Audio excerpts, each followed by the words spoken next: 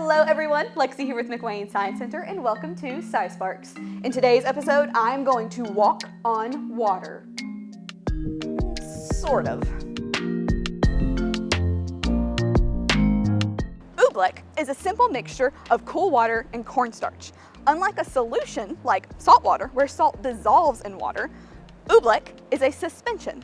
In other words, the cornstarch doesn't dissolve, it suspends in the water. And that allows me to do this.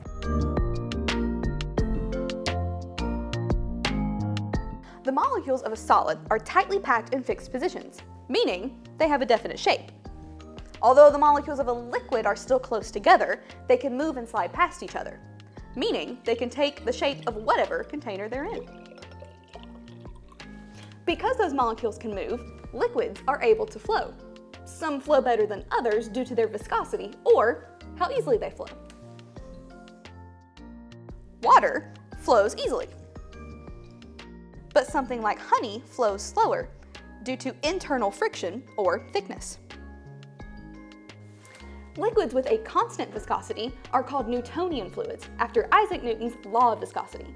But what happens when they disobey the law of viscosity? Let's look at our Oobleck. We know it's a liquid because it can flow and fill any container I put it in, just like water. To see the difference, we'll need to add some force. When I punch water, my fist goes right through the surface, causing it to splash. No surprises there. But when I punch Oobleck, my fist hits the surface, unable to pass through. That is because Oobleck is a non-Newtonian fluid. Because the particles of cornstarch are left suspended in the water, they can't move around as easily. When we apply force, the water moves out of the way, but the cornstarch locks in place, creating a solid surface. Non-Newtonian fluids like Oobleck are called shear thickening, meaning they become more solid when force is applied.